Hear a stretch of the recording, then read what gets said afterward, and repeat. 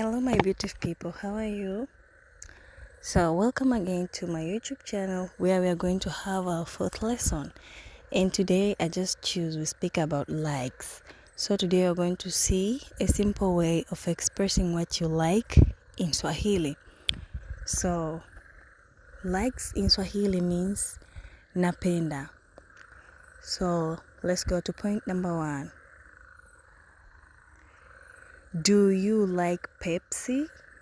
In Swahili it is Je unapenda Pepsi? Je unapenda Pepsi? Je unapenda Pepsi? That's a question.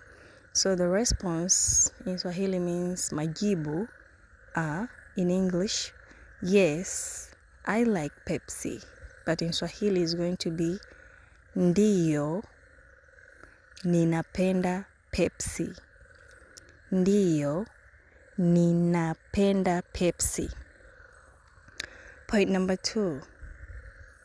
Do you like beans? In Swahili it is Je unapenda maharage? Je unapenda maharage? Je unapenda maharage? The answer is yes, I like beans in English, but in Swahili, ndiyo ninapenda maharage. Ndiyo ninapenda maharage.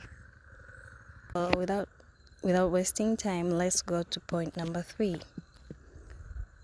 Do you like coffee? In Swahili is Je unapenda kahawa? Je unapenda kahawa? So the response are yes, I like coffee.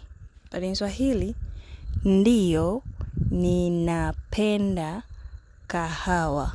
Ndiyo ninapenda kahawa. So through this, you'll be able to express what you like in a short way. And also, please don't forget to subscribe and like my video.